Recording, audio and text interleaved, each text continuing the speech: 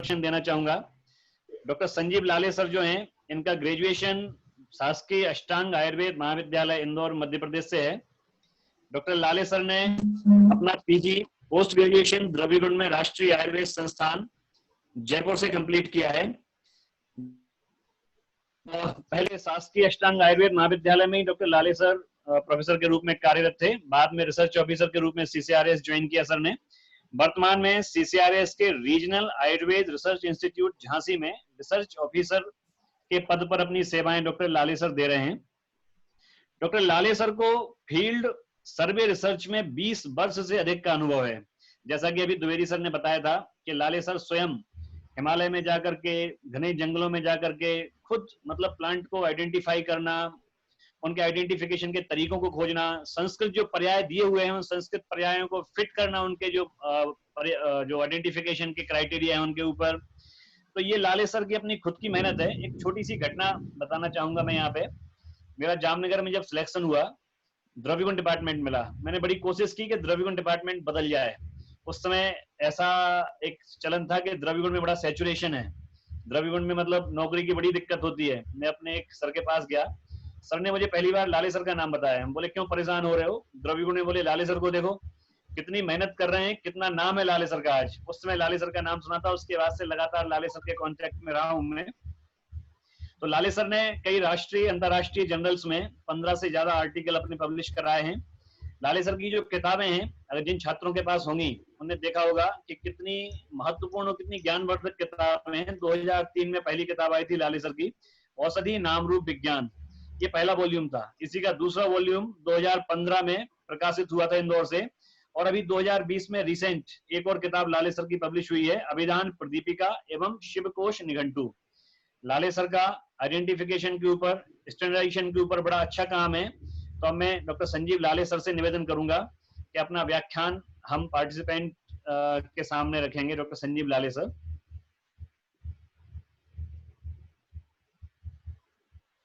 Unmute कर लीजिए sir.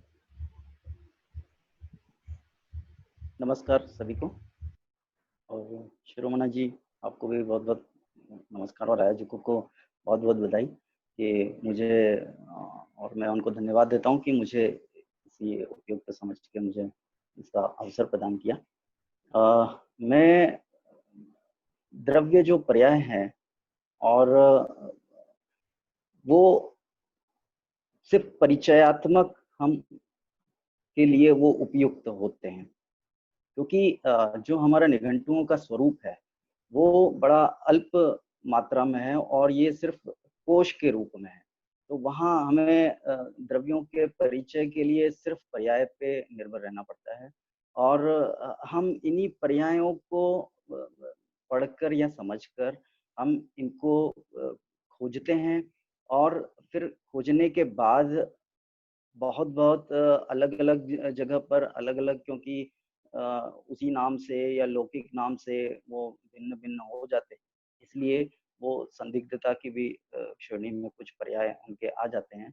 तो वर्तमान में बहुत सारी ऐसी प्रजातियां हैं जो एक ही नाम से अलग अलग राज्यों में, या आप उसको ट्रेड में देखें तो अलग अलग नाम से अलग अलग द्रव्य उपलब्ध होते हैं। लेकिन द्रव्य गुण के जो अध्येता हैं उन्हें शास्त्र का पहले अध्ययन होना चाहिए।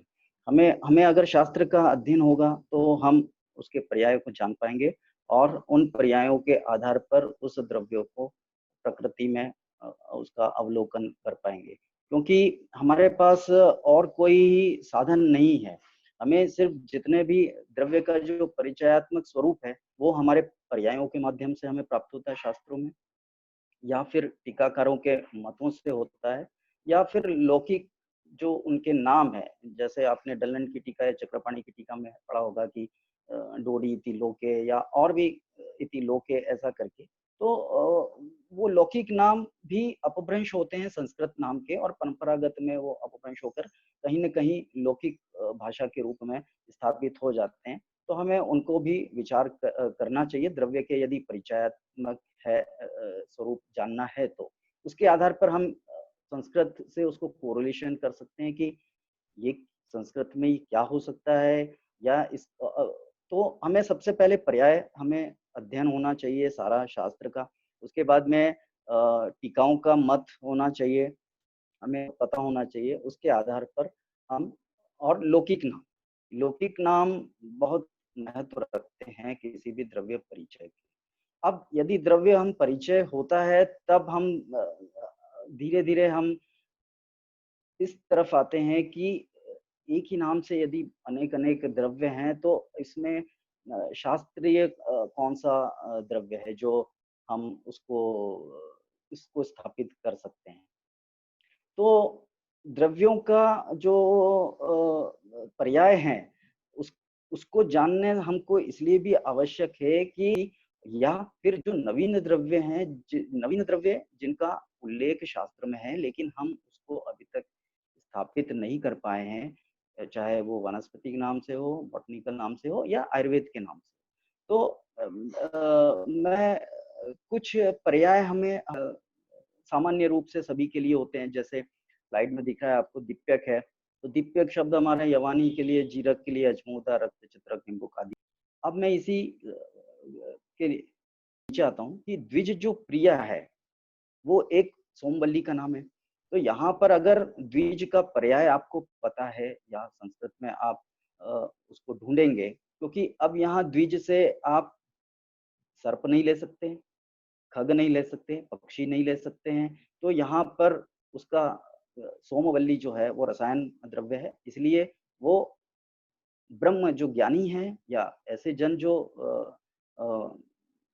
ज्ञान को स्थापित करने वाले हैं, उनके उसमें वो प्रिय होता है, इसलिए यहाँ पर उन्होंने द्विज प्रिया का उल्लेख किया है। इसी तरह से द्विज कुत्सित यानी जो ठीक नहीं हो, तो द्विज कुत्सित आता है श्लेष्मा तक के लिए। तो यहाँ पर अब ज्ञान प्राप्ति वाले व्यक्ति के लिए या दंत के लिए या सर्प के लिए द्विज शब्द नहीं आएगा। यहाँ पर या दंत के लिए आएगा, क्योंकि इसका श्लेष्मा तक का आपने फल देखा होगा तो ये बड़ा पिछिल होता है, और अगर इसका सेवन करते हैं तो ये कुछ अच्छा नहीं फील होता है इससे, इसलिए उसको द्विज कुत्सित कहा है कि यहाँ द्विज दंत के अर्थ में आया है। तो इसी तरह से बहुत सारे हमको पर्याय के अर्थ समझ के उस द्रव्य के लिए हमको उसको देखना पड़ता है। Next slide please. Next please. वर्तमान में मैं अभी बात करता हूं जो हमारा एक संदिग्ध द्रव्य है। बहुत सारे विद्वानों ने उसको अलग अलग स्पीसीज प्रजातियां बताई, आप सब जानते हैं। मैं कुछ मुख्य बातों पे उसको ध्यान आकर्षित करूंगा। वर्तमान में जो मान्य वृद्ध दारुक है वो अर्जीरिया नर्वोसा लिया जाता है, और ये सबको ज्ञात है। मैंने जो वृद्ध दारू के बारे में स्थापित किया है वो है अर्जीरिया सीरीजिया, क्योंकि जो वृद्ध दारू का हमारा शास्त्रोक्त लक्षण मिलता है, चाहे अष्टांग संग्रह में हो, चाहे बोधदेव में हो, सिद्ध मंत्र प्रकाश में, यहाँ पर मिलता है त्रिकोणाकांडा सुबहु प्रताना फलेशु पीता कुसुमेशु रक्ता पत्रई तदुग्धई मृदु रोमब्धि तांबुल तुल्य घनकंद मूला।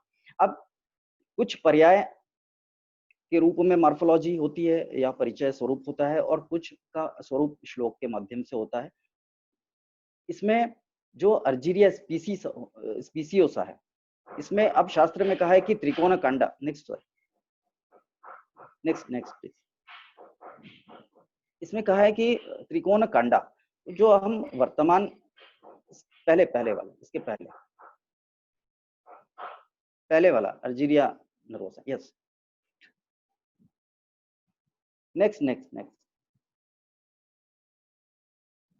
Next photograph Argyreia nervosa.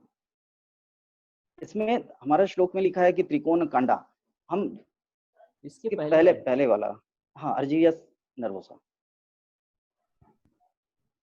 Yes. इसमें त्रिकोण कांडा आया है, वृद्ध दारुक का त्रिकोण कांड होना चाहिए। तो अब यहाँ पर हम अगर वृद्ध दारुक आप अर्जीरिया स्पीसियोसा आपके उद्यान में देखें या गार्डन में देखें, तो इसमें जो कांड है या जो स्टेम है वो ट्रायंगुलर शेप का नहीं होता है। तो यहाँ पर ये हमको विचारणीय होता है कि ये फिर वृद्ध दारू के रूप में कैसे आया। दूसरा बात, फलेशु पीता, आप राइट साइड में इसको फल को देख रहे हैं, तो जिसने भी वृद्ध दारू का फल देखा होगा, वो अपक्वावस्था में हरित वर्ण का होता है और पक्वावस्था में वो रेडिश ब्राउन या भूरे रंग का होता है, पीला नहीं होता है, जैसा कहा है फलेषु पीता। पत्रई से दुग्धि, दुग्ध, ये मेन एक कैरेक्टर है इसमें। यदि अर्जिरिया आप वृद्ध दारू का नर्वोसा का पत्र को तोड़ेंगे तो उसमें से मिल्की सेप, एक वाटरी सेप निकलता है, दुग्ध नहीं निकलता है। दुग्ध को श्वेत वर्ण का ही होना चाहिए। बाकी दो कैरेक्टर के आधार पे शायद हो सकता है कि ये वृद्ध दारू का निर्धारण हुआ हो, क्योंकि सुबहु प्रताना इसमें वर्णन मिलता है, तांबुल के जैसा पत्र होता है उसका निर्देशित है, वो भी लक्षण इसमें मिलता है।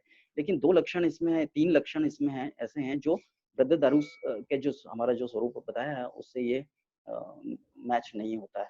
उसमें त्रिकोणखंड है और फलेषु पीता है और पत्र सब दुग्ध है। नेक्स्ट,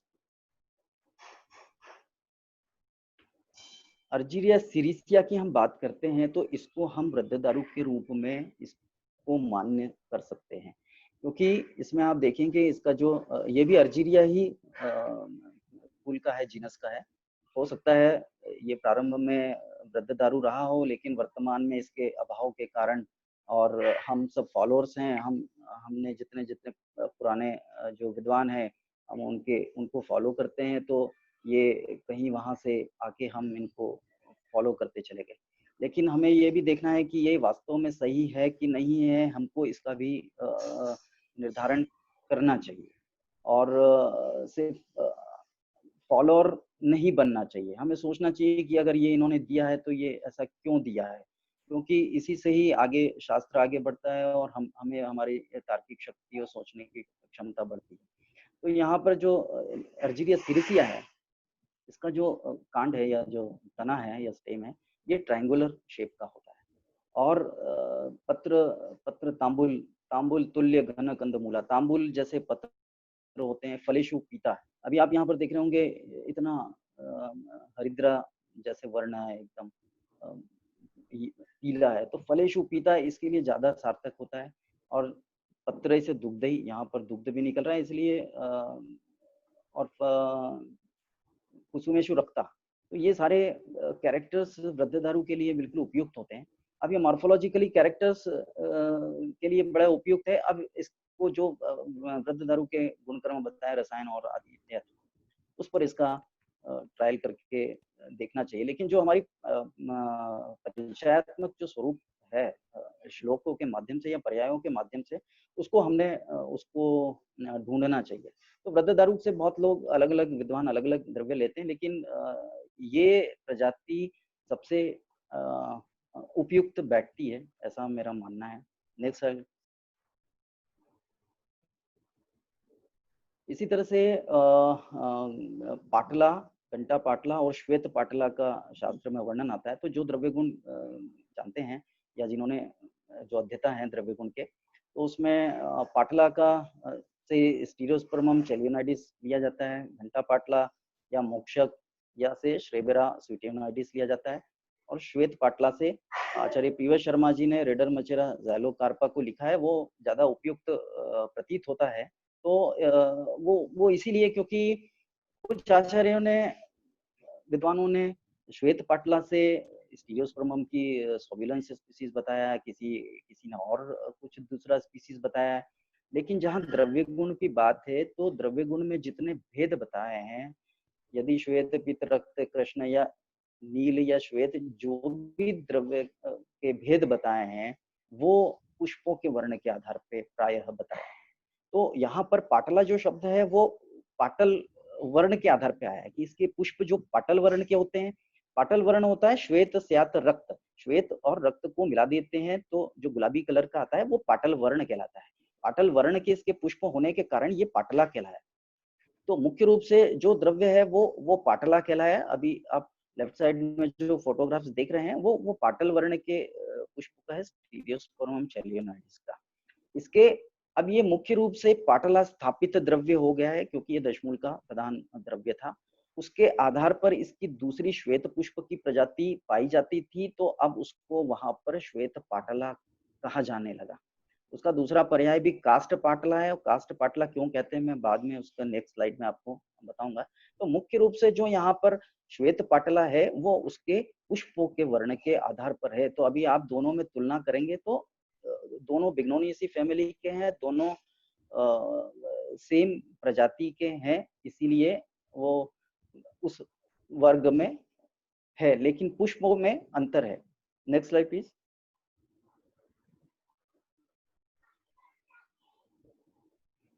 अब यहाँ पर घंटा पाटला के बारे में जो मोक्षक है, गोलिडिन के पर्याय के बारे में अगर बता रहा हूँ, अगर ये किसी ने इसको यदि नहीं देख पाए हों तो हमें उसको कैसे उस पे जाना है, पर्यायों के माध्यम से कैसे जाना है। तो यहाँ पर जब आप शास्त्र में पढ़ेंगे मोक्षक के बारे में, तो मोक्षक के कुछ पर्याय दिए हैं, जैसे झाटल है, गोलीड है, घंटा पाटला है, घंटा मुष्कक और क्षारश्रेष्ठ। अब इसका निर्धारण यदि कैसे करें तो मैं उस पे आता हूँ कि हमें कैसे उसको ढूंढना है। तो यदि गोलीड है तो गोलीड शब्द आपको ढूंढना पड़ेगा कि गोलीड शब्द होता क्या है। तो यहाँ पर मुख्य रूप से दो इसके पर्याय, इसको अगर हम करते हैं तो इसकी निवृत्ति गो और लीड शब्द से बनता है। ये तो गो यानी गाय और लीड यानी जो अलीड या अलीड हम कहते हैं कि खाना। तो यदि आप तीनों प्रजातियों में से जो स्ट्रेबरा स्वीटियोनाइडिस है, स्टीरोस्पर्मस ओवेलियंस है और रेडर मचेरा ज़ाइलोकार्पा, यदि आप इस तीनों को हम यदि गाय को खिला के देखते हैं तो इसमें से जो अगर पसंद करती है तो हम उसके करीब आते हैं कि ठीक है कि कुछ प्रजातियां ज़ाइलोकार्पा की लीव्स गाय पसंद नहीं करती है। तो स्ट्रेबरा स्वीटियोनाइडिस की पत्ती बड़े अच्छे से खाती है क्योंकि एक क्षारीय होता है, इसलिए इसको क्षारश्रेष्ठा भी कहा है। और इसका जो मुष्कक है वो इसका स्क्रोटम के जैसा शेप होने के कारण इसको मुष्कक कहा है। और घंटा या घंटा पाटला भी इसलिए कहा क्योंकि पाटला का ये भेद माना गया है। इसके पुष्प भी बहुत छोटे होते हैं और पाटल वर्ण के होते हैं, इसलिए ये पाटला का भेद है, लेकिन घंटाकार फल होने के कारण इसको ये घंटा पाटला बाद में ये कहलाया है। इसी तरह से और घंटा या बेल जैसा इसका शेप होने के कारण ये घंटा पाटला कहलाया है। Next slide please. Next slide. इसी तरह से जो श्वेत पाटला मैंने बताया, जो आचार्य प्रिवेश शर्मा जी ने इसको पुष्पों के वर्ण के आधार पर ही प्रकृति में जो प्राप्त हुआ है उससे मिलाया, तो वो ज्यादा सुटेबल लगता है। उसमें श्वेत पाटला के अगर आप निघंटू में या और भी संहिताओं में देखते हैं तो इसके जो पर्याय है सीता, श्वेता, धवला, सीता, यहाँ ये पुष्प के आधार पर इनका नाम रखा है। इसी तरह से श्वेत कुंभिका है तो श्वेत वर्ण पुष्प के आधार पर, और कुंभिका यानी फनल जैसा शेप उसका, पिक्चर के जैसा उसका फ्लावर होता है, इसलिए उसको श्वेत कुंभिका कहा है। कास्ट पाटला इसलिए कहा है कि जो फल अभी नेक्स्ट स्लाइड में आएगा उसका फल की जो रचना होती है वो काष्ठवट होती है, और चूंकि पाटला का भेद है और पुष्प श्वेत होता है इसका, इसलिए वो काष्ठ पाटला कहा है कि पाटला का भेद होते हुए काष्ठवत इसकी जो फल होता है वो काष्ठवत होता है। इसी तरह से तो श्वेत वर्ण के नाम से इसके हैं, और पाटला का भेद है इसलिए पाटला कहलाया, और काष्ठवत इसकी फली होने के कारण ये काष्ठ पाटला कहलाया। Next slide. अब यहाँ पर देखिए कि जो इसका पुष्प है वो पाटला के जैसा है क्योंकि ये बिग्नोनियेसी फैमिली का है, और इसका जो आप देखेंगे तो श्वेत वर्ण का है जो कि श्वेत को दर्शाता है, और ये कोटर जैसा बना हुआ है, तो एक पिक्चर जैसा है, इसलिए यहाँ पर उसको उस पर्याय से करा गया है। दूसरी बात, जो इसका जो फल होता है जो राइट साइड में आप देख रहे हैं, तो ये काष्ठवत होता है, और महाराष्ट्र में या छत्तीसगढ़ में, मध्य प्रदेश में ये जयमंगल के नाम से, या इसको पाढ़र के नाम से, या फिर इसको गरुड़ फल के नाम से कहते हैं क्योंकि ये स्नेक का रिपेलेंट है। उनकी ऐसी मान्यता है कि इसके फल को यदि घर पे रखते हैं तो इससे सर्प आते नहीं है, इसलिए इसको एज ए स्नेक रेपेलेंट के नाम से भी रखते हैं, और आदर्श उसकी जो आकृति है वो भी सर्प के जैसे ही दिखाई देती है, तो उनकी ऐसी मान्यता धारणा है। लेकिन इसका जो स्वरूप है मार्फोलॉजिकली हम देखते हैं आइडेंटिफिकेशन के लिए, तो ये इसकी काष्ठवत इसका फल होता है, इसलिए ये काष्ठ और पाटला का चूंकि भेद है श्वेत वर्ण के फूल का, इसलिए इसको श्वेत पाटला कहलाया। इसी तरह से इसका एक नाम आता है कुबेराक्षी। कुबेराक्षी आप देखेंगे तो कुबेर के यहाँ पर हम जो सामान्यतः मानते हैं कि कुबेर धन के देवता हैं, लेकिन यहाँ पर कुबेर के भी बहुत सारे अर्थ होते हैं संस्कृत में। तो उसको, या जंगली अपने कुत्ते को देखा होगा तो उसकी जिस तरह आंखें डरावनी दिखती है, इसी तरह से राइट साइड में आपने जो विंग्ड वाले सीड्स, विंग्ड फ्लैप में जो सीड्स हैं अंदर दो, वो नेत्र के जैसे दिख रहे हैं कि इस तरह से कि श्वान की आंखें जैसा है। तो इसलिए इसको यहाँ पर उन्होंने कुबेराक्षी कहा है। तो ये सारे पर्याय हमको प्रकृति में वृक्ष है कि वल्ली है कि गुल्म है, क्या होना चाहिए, उसके आधार पे उसके पर्यायों का निर्धारण करते हुए भी हम द्रव्य के परिचय भी कर सकते हैं, और कंट्रावर्सी द्रव्य को भी हम उसको प्रूव करते हैं। और जो ऐसे द्रव्य जो जिनका निर्धारण अभी नहीं हुआ है, उन द्रव्यों के निर्धारण में भी ये सहायक होता है। लेकिन इसके लिए बहुत सतत आपको मेहनत करनी पड़ती है, शास्त्र का अध्ययन करना पड़ता है, टीकाकारों के मत को अच्छे से जानना है, उसके बाद में उसके लौकिक नाम को जानना है। आप फील्ड में अगर जाते हैं तो आप जैसे गोपाल या गाय चराने वाले गांव वालों से आप उसका नाम पता करिए, उस नाम का जो लौकिक नाम है वो क्या हमारे शास्त्रों के लौकिक नाम से मैच करते हैं, मिलते हैं। ये सब प्रक्रिया लगभग लंबे समय तक करने पर ये धीरे धीरे धीरे आप ये इस तरह से उसको जानने में लग जाएंगे। Next slide please. Next please.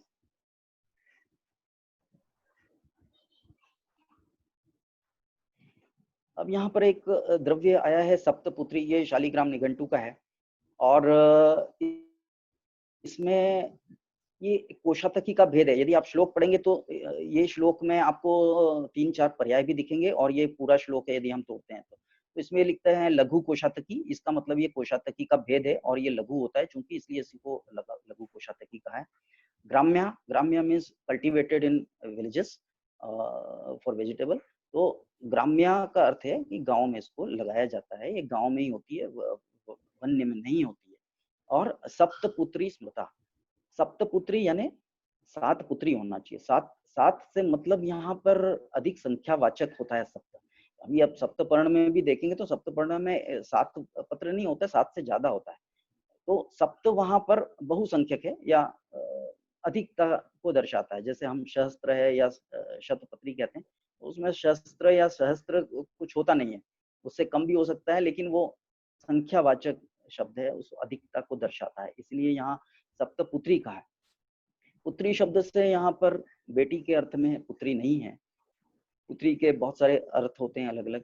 पुत्री का अर्थ यहाँ पर पपेट के अर्थ में आया है, क्योंकि इसके जो फल की आकृति होती है वो पपेट के जैसी होती है, जैसे राइट में फोटो में आपको दिखाई दे रहे हैं, उस तरह से ये दिखाई देते हैं, छोटे छोटे पपेट्स के जैसे, इसलिए इसको सप्तपुत्री कहा है। और लूफा हर्मेफोर्डिटा ये सप्तपुत्री संस्कृत में है। तो अब ये जो जिस द्रव्य का निर्धारण नहीं होता है वो इस तरह से आप उसको देख के और निर्धारण कर सकते हैं कि ये गांव में होता है। लघु कोशातकी की फैमिली का है, लूफा स्पीसीज है, लूफा की स्पीसीज है। इसलिए ऐसे श्लोक के, सिर्फ एक श्लोक के माध्यम से आप बहुत कुछ अगर धीरे धीरे उसको अवलोकन करेंगे तो उसको ढूंढ सकते हैं। तो ये कोशातकी का भेद है और ये शालिग्राम निघंटु में इसका वर्णन आया। ईस्टर्न यूपी में और बिहार में इसका शाक वर्ण में उपयोग होता है। इसी तरह से ये इसका फ्लावर है और नीचे छोटे फल लगे हुए हैं। राइट साइड में इसका शुष्क फल है जो इतना सा ही छोटा होता है, इसीलिए इसको लघु कोशातकी कहा है। लूफा सिलेंड्रिका कोशातकी है, उसी का छोटा होता है, इसलिए इसको लघु कोशातकी कहा है, और उसी फैमिली का है लूफा का। इसी तरह से शाक ऊपर जो प्लेट में दिखाया गया है वो शाक बना के इसका सेवन ऐसा किया जाता है। Next slide. इसी तरह से जीवंती हमारे यहाँ बहुत प्रसिद्ध द्रव्य है और अलग अलग जगह पर जीवंती के में बहुत सारे मतभेद हैं। कुछ लोग आर्किड लेते हैं, कुछ बहुत सारे होते हैं। निघंटुओं में भी जीवंती के बहुत सारे भेदों का भी वर्णन है, लेकिन हम उस पर नहीं जाते हुए हम मुख्य रूप से जीवंती आप कैसे उसको पहचानना है मैं उसी पे आऊंगा, नहीं तो ये बड़ा विस्तृत विषय है, इस पे 3-4 दिन लगातार बोलेंगे तो भी वे कम है। तो मुख्य रूप से जीवंती जीवन आयु है, इसलिए उसको ये आयु को बढ़ाती है, इसलिए इसका नाम जीवंती है। लेकिन जीवंती के जो नाम है वो गुरुची के लिए भी आता है, बहुला बृहदेला के लिए आता है, हरितकी के लिए भी आता है और दोडी के लिए आता है। दोडी यहाँ पर लोकल नाम है जीवंती का। तो अब यहाँ पर जीवंती का जब अध्ययन करते हैं हम पूरा शास्त्रोक्त और निघंटुओं में, तो हमें ये कुछ एक आवश्यक बिंदु मिलते हैं कि जीवंती में क्या क्या होना चाहिए या कौन से ऐसे लक्षण हैं जो जीवंती कहला सकती है।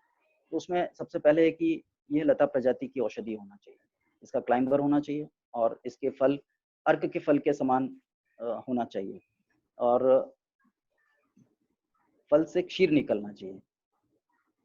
लतार्क अर्कवत क्षीर फला, ऐसा आया डोडी इति का लोके। फल शर्करा के समान मधुर होना चाहिए और शाक के रूप में ये श्रेष्ठ होना चाहिए। तो शाक के रूप में श्रेष्ठ होना चाहिए ये भी है, और शाक के रूप में कौन से ऐसे द्रव्य हैं जो लता प्रजाति के हैं और जो प्रचलन में है वर्तमान में, इसको भी हमको ढूंढना चाहिए, क्योंकि जो प्रयोग का स्थिति है या वर्तमान में जो प्रयोग होते हैं उसके आधार पर भी द्रव्य का विनिश्चय करने में आसानी होती है, या स्थानीय बाजार में कौन सा द्रव्य ऐसा है जो किस नाम से बिक रहा है और जो शाक के रूप में है, उससे भी द्रव्य के निर्धारण में बड़ी मदद मिलती है। नेक्स्ट, अब यहाँ जीवंती के बारे में जो कंट्रोवर्सी बातें आई हैं, मैंने जीवंती लेप्टाडिनिया रेटिकुलाटा के नाम से हमारे यहाँ ऑफिशियली रिकॉर्डेड है, लेकिन ये उपयुक्त प्रतीत नहीं होता है। अभी आप उसको देखेंगे कि बहुत सारे विद्वानों ने सिर्फ डोडी का इति लोके के नाम से, डोडी के नाम से जीवंती को निर्धारण किया है, जो कि सही प्रतीत नहीं होता है। डोडी एक कॉमन शब्द है जो किसी भी स्वेलन पार्ट के लिए यूज होता है या अम्बलाइकल कॉर्ड के लिए होता है। उसी से जिस तरह से तुंडी का है तो तुंडी का और तुंद, ये इससे दुंडी का बना है, दुंडी का से दुंडी बना है और दुंडी से लौकिक जो भाषा है वो डोडी बना है। तो हम इसलिए जो लोकल में हम या स्थानीय में हम नॉर्मल जो भाषा में हम कहते हैं कि अर्क का डोडा है या अफीम का डोडा है या कपास का डोडा है, तो डोडा या डोडी शब्द ये सिर्फ स्वेलन पार्ट के लिए आता है। अम्बलाइकल के लिए भी दुंडी शब्द या तुंडी या तोन, उधर ज्यादा जिसका बड़ा है या प्रोमिनेंट अम्बलाइकस है तो उसके लिए भी तुंद का शब्द होता है, वो तुंद से अपभ्रंश होकर डोडी कहलाया। तो डोडी सिर्फ कहने से ही जीवंती नहीं हो जाता है। ये गुजरात में कुछ स्थिति में लेप्टाडिनिया रेटिकुलाटा को डोडी कहते हैं, या बहुत सारी जगह भी कहते हैं। मराठी में यदि अपक्व कलिका है वो भी फूली होती है तो उसको बोंडी कहते हैं वहाँ, तो डोडी के अपभ्रंश करके वो वहाँ बोंडी हो गया। लेकिन डोडी सभी स्वेलन पार्ट के लिए या जो जिसको डोडी कहते हैं वो जीवंती नहीं हो। Next slide. जीवंती के लिए हमारे यहाँ डलन आप और मैंने पर्याय है बहुत सारे इसके विस्तृत है, इसलिए आप वहाँ पर इसको मैं बता नहीं रहा हूँ। मुख्य रूप से मैं सुश्रुत संहिता में डलन की जो टीका है उसमें जीवंती डोडी का इति लोके लतार्क फलाकार सक्षीर फला अन्य स्वर्ण जीवंती माहू, ये इन्होंने एक संकेत दिया है परिचय के लिए। तो जीवंती डोडी का इति लोके, डोडी कहते हैं, जैसे मैंने कहा कि हर स्वेलन पार्ट के जो फल होते हैं वो डोडी कहलाता है, चाहे डोडा कहलाता है चाहे डोडी कहलाता है। अब इसमें यह है कि लतार्क होना चाहिए, इसकी लता होना चाहिए और अर्क फलाकार, अर्क के जैसा फल होना चाहिए और सक्षीर फल होना चाहिए। सक्षीर यानी यहाँ पर क्षीर के जैसा, क्षीर का वर्ण होता है सफेद या श्वेत होता है, तो हम दूध के जैसा जो सफेद वर्ण होता है उसके जैसा होना चाहिए। वर्तमान में जो लेप्टाडिनिया रेटिकुलाटा लिया जाता है उसके जो फोटो नीचे शो हो रहे हैं वो, उसको यदि हम लेटेक्स देखते हैं उसके फल में से तो उसमें से येलो लेटेक्स निकलता है, पीत वर्ण का लेटेक्स निकलता है। तो यहाँ पर अर्कवत सक्षीर फल नहीं है, यहाँ पर येलो कलर का लेटेक्स है। इसलिए ऊपर आप श्लोक में देखेंगे डलन ने कहा है कि अन्य स्वर्ण जीवंती माहू, ये डोडी हो सकती है लेकिन ये जीवंती हो सकती है, लेकिन ये कौन सी जीवंती है? स्वर्ण जीवंती है। इसी इसी तरह से इसके यदि तना हम देखते हैं तो तने में से भी इसका पीत वर्ण का लेटेक्स निकलता है। तो ये जीवंती नहीं है, ये स्वर्ण जीवंती है, ऐसा मेरा मत है। Next slide.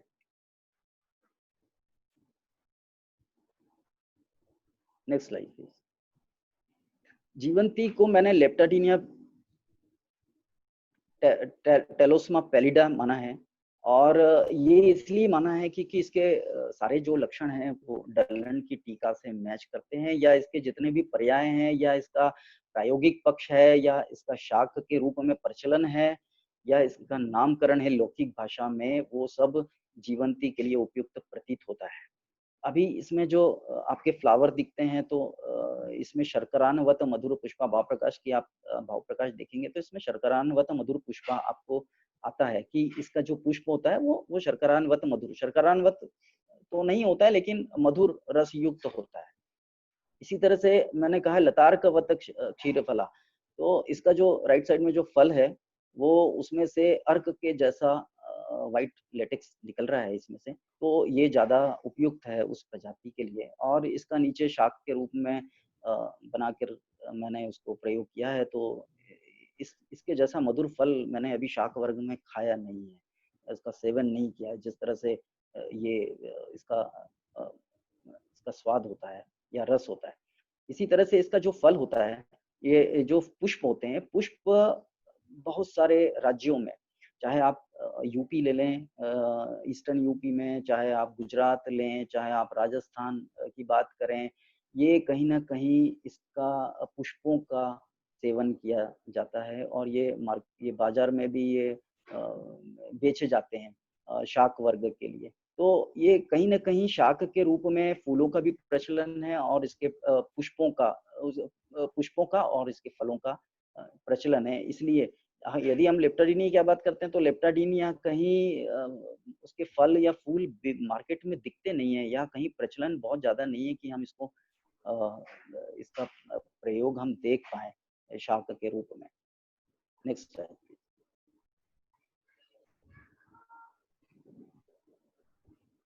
ये कुछ कंपैरेटिव पुष्प हैं, इसमें जो लेफ्ट साइड में है वो टेलोस्मा पैलिडा के पुष्प है, और बी जो है वो लेप्टाडिनिया रेटिकुलाटा के छोटे छोटे फ्लावर हैं। इसके पुष्पों का जो रेटिकुलाटा है, लेप्टाडिनिया छोटे जो फ्लावर दिख रहे हैं, इसका वर्ण, इसका जो रस है वो भी बहुत अच्छा नहीं है, थोड़ा सा तिक्त होता है, मधुर नहीं होता है।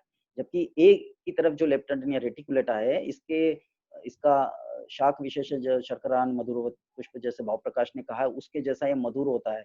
और आप ये देखेंगे कि ये कुछ गुजरात के मार्केट में डॉक्टर हरिओम गुप्ता ने ये मुझे फोटो भेजा था, तो ये गुजरात के मार्केटों में ये बिक रहा है, और वहाँ पर इसको वर्षा डोडी के नाम से है, और ये उत्तर प्रदेश या और दूसरे भी राज्यों में अलग अलग नामों से ये बेचे जाते हैं महाराष्ट्र में, और इनका सेवन किया जाता है। तो इससे ये सिद्ध होता है कि जो वास्तविक जीवंती है, जो वो लेप्टाडिनिया नहीं होके टेलोस्मा पैलिडा को लेना चाहिए, और जो लेप्टाडिनिया रेटिकुलेटा है उसको हम स्वर्ण जीवंती हमको स्वीकार करना चाहिए, क्योंकि डलन की टीका उसके लिए उपयुक्त होती है। Next sir. वर्तमान में जीवंती जो मार्केट सैंपल है वो डेंड्रोबियम मैकरी के है, जो कि एक ऑर्किड है, और ये प्रचलन तो बिल्कुल सही नहीं है, और लगभग सभी भारतवर्ष में पूरी जितनी फार्मेसियां हैं वो लेप्टाडिनिया रेटिकुलेटा नाम लिखती हैं ऑफिशियली जो जीवंती है, लेकिन प्रयुक्त डेंड्रोबियम मैकरी करती है, तो ये तो और भी अच्छी बात नहीं है। Next slide. इसी तरह से कंटकारी बृहति आपने पढ़ा होगा, और दशमूल के द्रव्य हैं, लघु पंचमूल में आते हैं।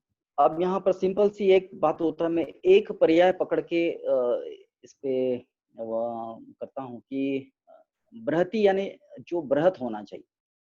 बृहत इसलिए होना चाहिए क्योंकि हम अगर शास्त्र का अवलोकन करते हैं तो बृहति और कंटकारी का साथ साथ उल्लेख होता है, और कंटकारी का जो एक पर्याय है वो एक क्षुद्रा है, तो क्षुद्रा के से विभेद करने के लिए उन्होंने बृहति शब्द का प्रयोग किया। तो एक क्षुद्रा हो गया और एक बृहति हो गया। अब यहाँ पर जो वर्तमान में जो बृहति ली जाती है वो सोलेनम एंगवी है, जो आपको राइट साइड में जिसका पके फल भी दिख रहे हैं। अब यहाँ पर इसके फल इतने छोटे होते हैं कि यहाँ पर हम इसको बृहति नहीं कह सकते हैं। तो यहाँ पर ये संदिग्धता है या इसको इसका पुनर्विनिश्चय करने की आवश्यकता है। Next slide.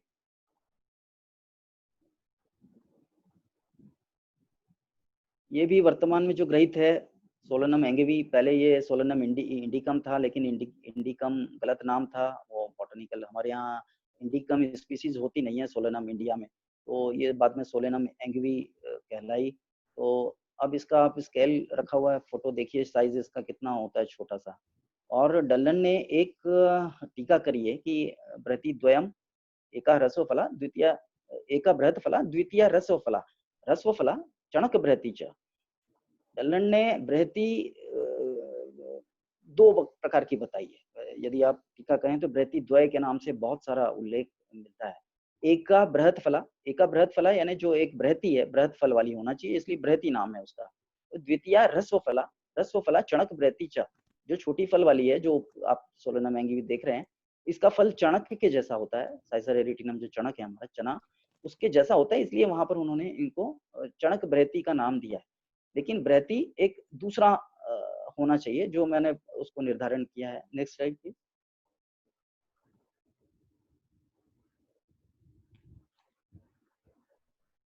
अब यहाँ पर कंटकारी और जो वर्तमान में बृहति लिया जा रहा है उसका आप तुलनात्मक देखेंगे तो कंटकारी से भी छोटे फल को आप बृहति कैसे मान सकते हैं, ये एक क्वेश्चन उठता है। यदि आप देखें तो अगर कंटकारी क्षुद्रा है तो बृहति उससे बृहत आकार में फल वाली, पुष्प वाली या उससे बृहत आकार में होना चाहिए। कंटकारी से छोटे फल को हम बृहति स्वीकार कैसे कर सकते हैं, ये एक क्वेश्चन मार्क है। नेक्स्ट।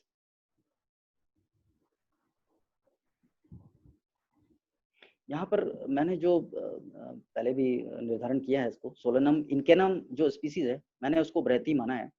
इसको इसका लोकल में ये जंगल में भी काफी होती है, सभी प्रदेशों में लगभग होती है, और इसको वन भंटा के नाम से भी कहते हैं। महाराष्ट्र में इसको डोरली के नाम से भी कहा जाता है। यहाँ इसके फ्रूटों को आप देखेंगे तो ये लगभग जो हमारे वार्ताकू है उसको क्षुद्र वार्ताकू कहा है, या तो वार्ताकू के सदृश इसके फल दिख रहे हैं और कंटकारी की तुलना में काफी बड़े फल हैं, इसलिए इसको बृहति स्वीकार करना चाहिए। ये सोलेनम मेलोंजिना, पूर्व में ये सोलेनम मेलोंजिना वैरायटी इनकेनम था, तो सोलेनम मेलोंजिना ही जो वार्ताकू है हमारा, उसकी ही प्रजाति थी, लेकिन बाद में ये वैरायटी से हटके इसको पूरा इस नए स्पीसीज में इसको स्थापित कर दिया। तो अब ये सोलेनम इनकेनम है।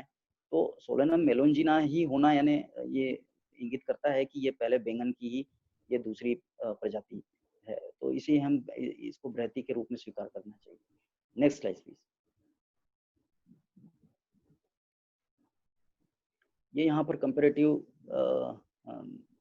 दिए हैं, इसमें चणक बृहति है जो वर्तमान में बृहति के नाम से लिया जा रहा है, और बीच में कंटकारी का फल है, और नीचे बृहत, और राइट साइड में बृहति का फल है।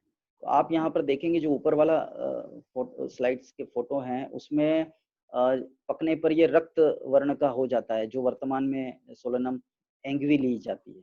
और जो राइट साइड में जो ऊपर है वो सोलेनम इनकेनम का जो बृहति है, जिसको मानना चाहिए बृहति, उसका फल है। और कहीं कहीं आप पर्याय में देखेंगे तो इसको पीत फला बृहति के पर्याय के रूप में आया है।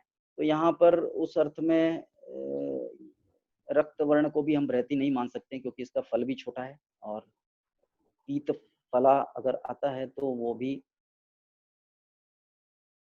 कहीं ना कहीं इनकेनम के फलों के को पुष्ट करता है। Next slide. ब्राह्मी मंडूकपर्णी के बारे में सब जानते हैं और इसमें भी मतांतर है, लेकिन मैं सिर्फ इसलिए मैंने इसको यहाँ पर प्रेजेंट किया है कि एक श्लोक में आप कैसे ढूंढ सकते हैं उसको, वो अगली श्लोक में आएगा। लेकिन यहाँ पर निश्चित रूप से ब्राह्मी और मंडूक पर्णी का पृथक पृथक उल्लेख किया है, इसलिए दोनों अलग अलग है। इसके अलावा नेक्स्ट साइज,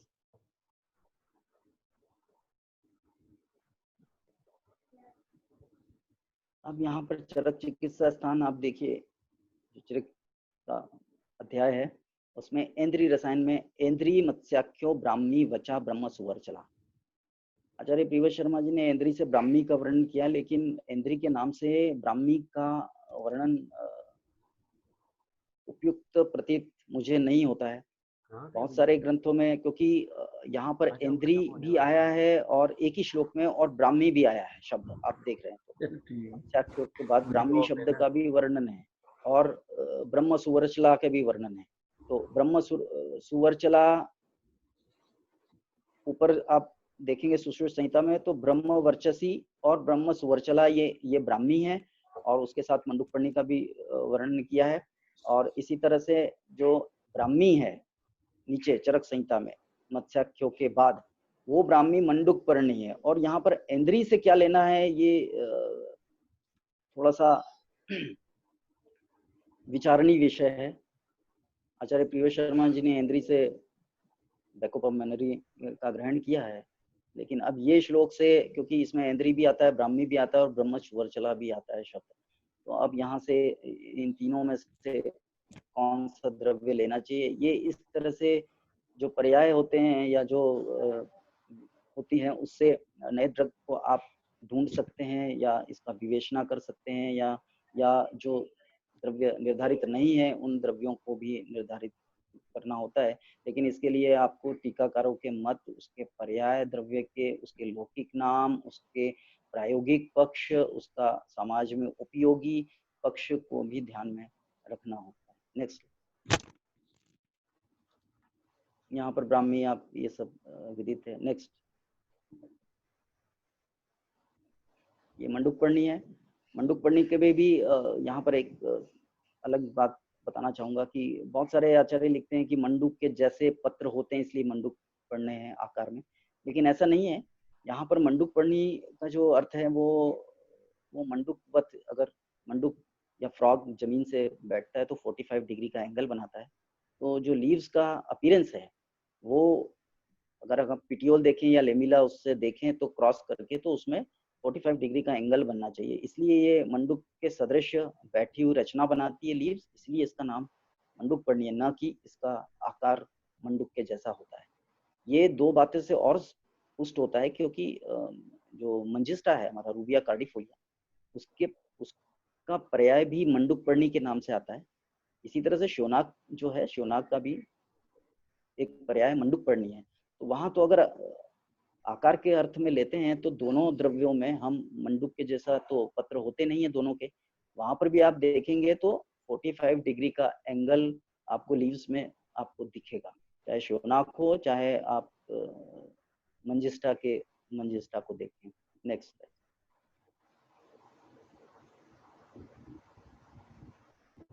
थैंक यू, धन्यवाद।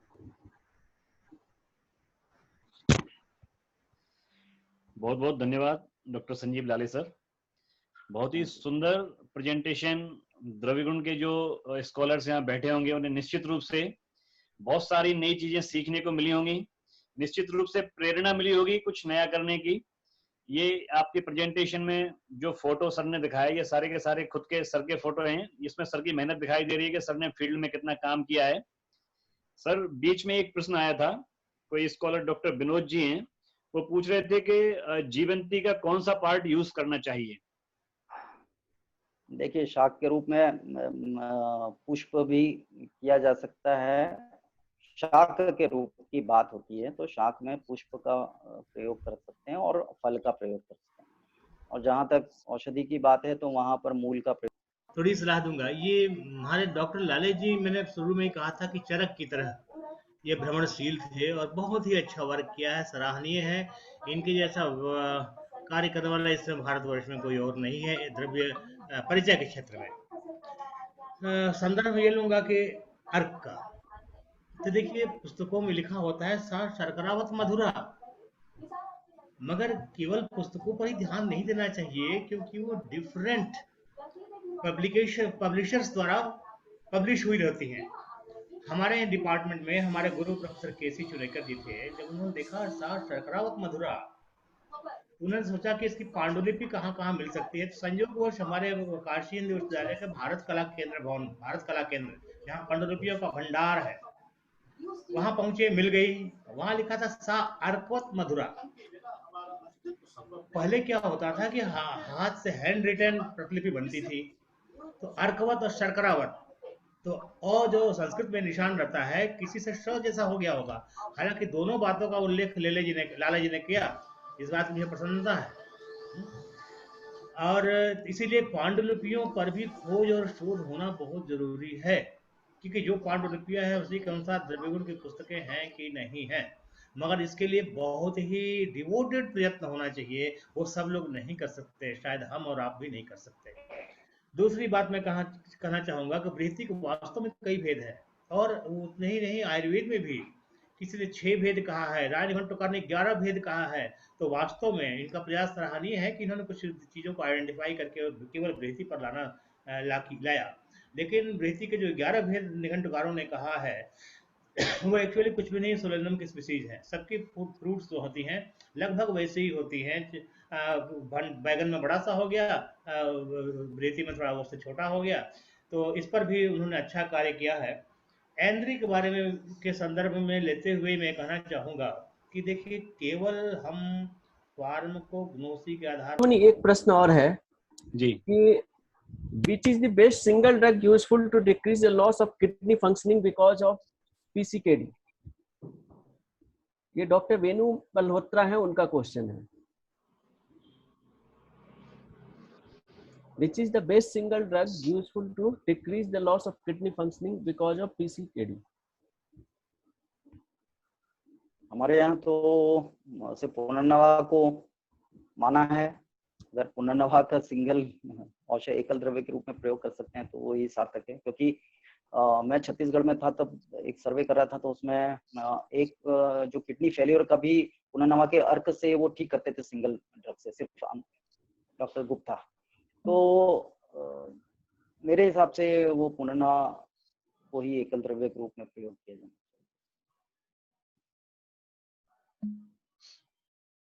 बहुत बहुत धन्यवाद सर। हाँ, एक बात बच्चों से मैं कहना चाहूंगा, सॉरी फॉर इंटरफेरेंस, कि इंटरनेशनल नेम इंडेक्स बॉटनी का, इंटरनेशनल बॉटनिकल नेम इंडेक्स होता है, उसकी वेबसाइट है। वहां अगर जाएंगे तो अगर अपना पुराना नाम भी डालेंगे तो लेटेस्ट नेम क्या है वो उसमें शो करेगा। इतना ही नहीं, उसके अदर सिनोनिम क्या होंगे वो भी शो करेगा।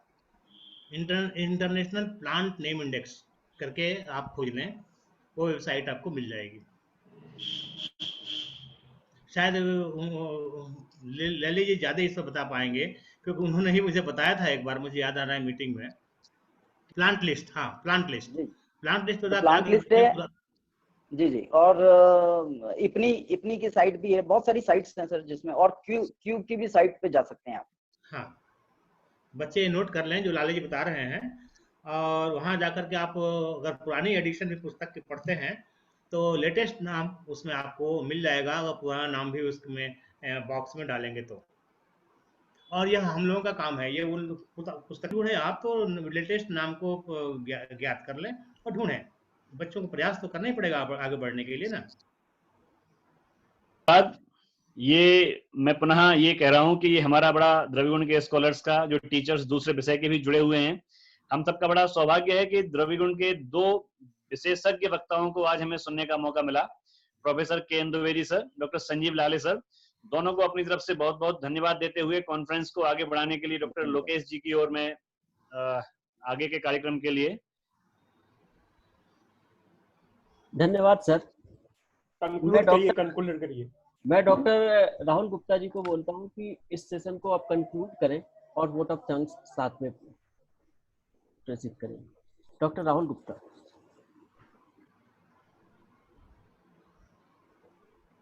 प्लीज डॉक्टर अनम्यूट करिए, डॉक्टर राहुल अनम्यूट करिए, अनम्यूट करिए डॉक्टर राहुल। हाँ, हो गया।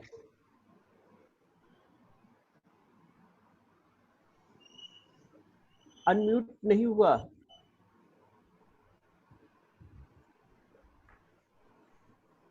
फिर से माइक पे कुछ गड़बड़ी है।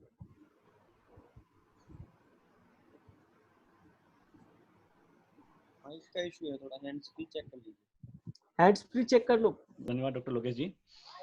अंत में आज के जो 2 हमारे व्याख्यान रहे प्रोफेसर के.एन. द्विवेदी सर का आहार द्रव्यों का महत्व, डॉक्टर संजीव लाले सर का संस्कृत पर्यायों का द्रव्य के संदिग्ध द्रव्यों के निर्धारण में भूमिका, बड़े ही फ्रूटफुल और बड़े ही नॉलेजेबल दोनों व्याख्यान थे। डॉक्टर द्विवेदी सर ने आहार का आयुर्वेदिक पर्सपेक्टिव से लेकर के मॉडर्न पर्सपेक्टिव तक पूरा कौन सा आहार लेना है, कौन सा नहीं लेना है, आहार और औषधि में क्या अंतर है, बहुत सारे आहार ऐसे हैं जिन्हें औषधि के रूप में अपन यूज कर सकते हैं उसी मात्रा में। तो बड़ा ही ज्ञानवर्धक व्याख्यान द्विवेदी सर का रहा। बहुत सारे प्रश्न इस व्याख्यान के बाद आए, समय के कारण, समय अभाव के कारण कुछ प्रश्न तो सर के पास हम पहुंचा पाए, कुछ प्रश्न सर के पास हम बाया मेल भेज देंगे जो पार्टिसिपेंट ने प्रश्न किए हुए हैं। तो सर को बहुत बहुत धन्यवाद। सर ने एक बार में हमारा निवेदन स्वीकार किया और हमें अनुग्रहित करने के लिए हमारे इस वेब कॉन्फ्रेंस में पधारे सर। डॉक्टर संजीव लाले सर, इन्होंने भी हमारे बहुत शॉर्ट नोटिस पे, बहुत ही कम समय था हमारे पास, लाले सर ने हमारा आग्रह स्वीकार किया और इस मंच पर हमें व्याख्यान देने के लिए उपस्थित हुए। डॉक्टर संजीव लाले सर का भी बहुत बहुत धन्यवाद। दूसरा, जो आयुर्वेद टीचर्स एसोसिएशन की जो राष्ट्रीय कार्यकारिणी है, उनके सारे जो पदाधिकारी अभी जुड़े हुए हैं, नहीं जुड़े हुए हैं, उन सभी का बहुत बहुत धन्यवाद प्रदान कर रहा हूँ। मध्य प्रदेश आयुर्वेद टीचर्स एसोसिएशन के अध्यक्ष doctor Ravi Shrivastava sir, doctor Lokesh ji, जिन्होंने ये प्लेटफॉर्म तैयार किया एक बहुत अच्छी सोच के साथ कि हर रविवार को हम एक विषय का, इस समय कोरोना के ऊपर तो बहुत सारे वेबिनार्स चल रहे हैं सब्जेक्ट वाइज, क्योंकि छात्र भी काफी समय से कॉलेजेस की छुट्टी चल रही है, कॉलेज नहीं जा पा रहे हैं, सब्जेक्ट से नहीं जुड़ पा रहे हैं, टीचर्स से नहीं पढ़ पा रहे हैं। तो ये बड़ा अच्छा विचार रवि सर का और लोकेश का रहा, तो दोनों को बहुत बहुत धन्यवाद। इसके अलावा डॉक्टर राहुल गुप्ता सर, जो सब्जेक्ट कोऑर्डिनेटर थे इस कार्यक्रम के, उनको भी बहुत बहुत धन्यवाद। द्रविगुण के जितने भी स्कॉलर्स, जितने भी टीचर्स इस कार्यक्रम में जुड़े, उन सभी का बहुत बहुत धन्यवाद। द्रविगुण के अलावा भी हमारे जो विशेषज्ञ वक्ता थे, इनको सुनने के लिए बहुत सारे पार्टिसिपेंट इसमें जुड़े हैं, उन सभी को बहुत बहुत धन्यवाद प्रेषित कर रहा हूँ। और जो हमारा समूह है जिसके माध्यम से डॉक्टर लोकेश जी कोऑर्डिनेट कर रहे हैं, डॉक्टर जुनेजा जी, इनका बहुत बहुत धन्यवाद, इनकी टीम का बहुत बहुत धन्यवाद। कोई अगर छूट रहा है तो माफी चाहता हूँ, सभी को बहुत बहुत धन्यवाद प्रेषित कर रहा हूँ। डॉक्टर शिरोमणि मिश्रा की ओर से, पूरे आयुर्वेद टीचर्स एसोसिएशन की ओर से सभी को बहुत बहुत धन्यवाद। डॉक्टर लोकेश जी। इस मंच